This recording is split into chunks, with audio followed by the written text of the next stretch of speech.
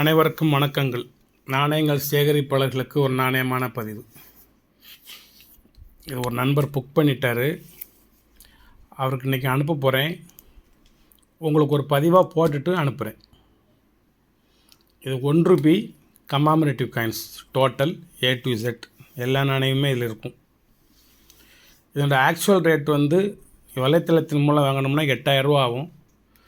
நான் ஒரு ₹3500 கொடுக்கலாம்னு நினச்சேன், பாதிக்கு பாதியாக. இதில் எல்லா ரேர் காயினுமே இருக்குது. இன்றைக்கி அதுலேயும் ஒரு ₹500 குறைச்சி ₹3000 கொடுக்கேன். மொத்தம் 30 காயின் இருக்கும். விலை கூடின காயின், விலை குறைஞ்ச காயின், நடுத்தர காயின் எல்லாத்துக்குமே சேர்த்து ஈச் ₹100 போட்டு 30 காயினே ஒரு ₹3000 கொடுப்போம் அப்படின்னு நினச்சிருக்கேன். சிப்பிங் சார்ஜ் கூட இன்னும் ஃப்ரீ பண்ணி கொடுத்துடலாம். நீ சிப்பிங் சார்ஜுன்னு தனியாக அனுப்ப வேண்டாம். வாங்க காயினை காமிக்கிறேன் பாருங்கள். First commemorative coins of India ₹1. இந்தியாவிலே முதலாக வெளியிடப்பட்ட ₹1 ஒரு நினைவு நாணயம் இதுதான்.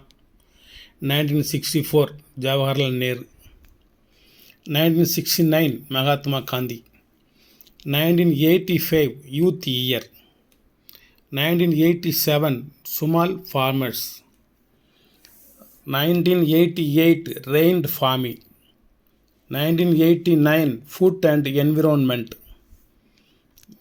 எல்லா காயினுமே ஸ்கேர்ஸ் ஆயிடுச்சு. 1989 Nehru, 1990 care for the girl child, 1990 food for the future world food day. இது கொஞ்சம் விலை கூட உள்ள காயின் இது. 1990 15th year of ICDS, 1990 doctor BR Ambedkar, 1991 commonwealth parliamentary conference 1 mint, 1991 tourism year, 1991 Rajiv Gandhi, 1992 food and nutrition world food day 1 mint தான். Quit India movement 1992 இது rare coin இது. 1993 89th inter parliamentary union conference 1 mint 850 அந்த நாணயத்தோட rate. International year of the family 1994, 1995 Thiruvalluvar, 1997 cellular jail, 1999 ஜெயந்த் தயானீஸ்வரர், 2002 Jayaprakash Narayan, 2003 Veer Durgadas rare coin 1 mint, 2003 Hyderabad mint Maharana Pratap Singh rare coin, 2004 150 Indian post 1 mint rare coin, 2005 plus coin, 2010 reserve bank of India, 2010 finger, 2017 flora design, 2023 Mumbai mint 75th independence day அகம் சீரியர். மொத்தம் 20 நாணயம், 30 நாணயம், மொத்தம் 30 நாணயம் ₹3000. வேறு குட் கலெக்ஷன்னு A to Z. இதில் இல்லாத நாணயங்கள் இல்லை. வேணுங்கவங்க வாங்கிக்கிடலாம். ஒரே ஒரு செட்டு தான். வணக்கம், நன்றி, வாழ்த்துக்கள். சப்ஸ்கிரைப் பண்ணுங்கள், ஷேர் பண்ணுங்கள், லைக் பண்ணுங்கள், கமெண்ட் பண்ணுங்கள். உழைப்பின் மூலமாக கிடைக்கும் உயர்வே நிலைக்கும். உழைப்பின் மூலமாக கிடைக்கும் உயர்வே நிலைக்கும். உயிர்கள் தழைக்கும், உலகம் செழிக்கும். இது ஒரு கவிதை வரி. விழிக்கும்னா உதிக்கும்னு அர்த்தம். விழிக்கும் கிழக்கின் வெளிச்ச வணக்கம்.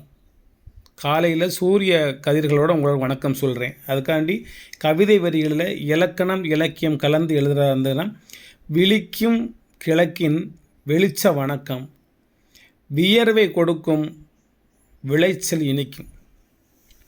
கொஞ்சம் கஷ்டப்பட்டு உழைச்சா வியர்வை வரத்தான் செய்யும், ஆனால் அதனால் கிடைக்கக்கூடிய பலன் இனிக்கும்.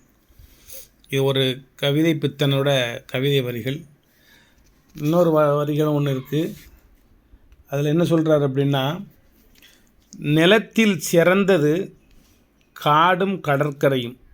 நிலத்தில் பூமியில் சிறந்தது காடும் கடற்கரையும். அதில் நடக்கிறதுக்கு உங்களுக்கு ரொம்ப சுகமாக இருக்கும். இப்போ அதில் 3ஆவதாக ஒரு பாயிண்ட்டை ஒரு கவிஞர் சேர்க்குறார். கவிஞர்னு ஒருத்தர் சேர்க்குறாரு, அது யாருன்னு நீங்களே புரிஞ்சுக்கிடணும். அந்த கவிஞர் 3ஆவது வரி என்ன சொல்கிறார் அப்படின்னா, நீ காலணி அணியாமல் நடக்கின்ற இடங்களும் நிலத்தில் சிறந்தது அப்படிங்கிறார். என்ன சொல்கிறார்? நிலத்தில் சிறந்தது காடும் கடற்கரையும். இதோட முடிஞ்சிருச்சு கவிதை. 3ஆவது வரியாக தற்காலத்தில், கற்காலம் முதல் தற்காலம் வரை உள்ள இந்த இடைக்காலத்தில் தற்பொழுது இந்த வரியை சேர்க்க வேண்டிய ஒரு அவசியம் ஏற்படுகின்றது. அந்த 3ஆவது காடும் கடற்கரையும் நிலத்தில் சிறந்தது. 3ஆவதாக ஒன்று என்ன தெரியுமா? நீங்கள் காலணி அணியாமல் நடக்கின்ற இடமெல்லாம் சிறந்த இடம். நீங்கள் காலணி அணியாமல் நடக்கின்ற நிலமெல்லாம் சிறந்த நிலம். ஏன் தெரியுமா? காலணி அணியாமல் நடக்க இயலவில்லை. எங்கு பார்த்தாலும் மதுப்பாட்டில்கள் உடைந்து சிதறி கிடக்கின்றன.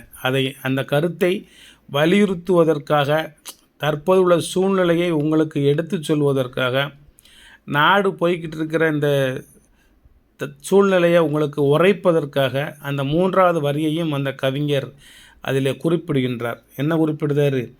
நீங்கள் காலணி அணியாமல் நடக்கின்ற நிலமெல்லாம் சிறந்த நிலம் அப்படிங்கிறார். வயக்காட்டுக்குள்ளேயும் போக முடியல, வனப்பகுதிக்குள்ளேயும் போக முடியல. எங்கு போனாலும் உடைந்த பாட்டிலின் சிதறுகள் உங்களது கால்களை பதம் பார்த்து விடுகின்றன. வணக்கம் தமிழர்களே, வணக்கம் நண்பர்களே. சப்ஸ்கிரைப் பண்ணுங்கள், ஷேர் பண்ணுங்கள், லைக் பண்ணுங்கள், கமெண்ட் பண்ணுங்கள்.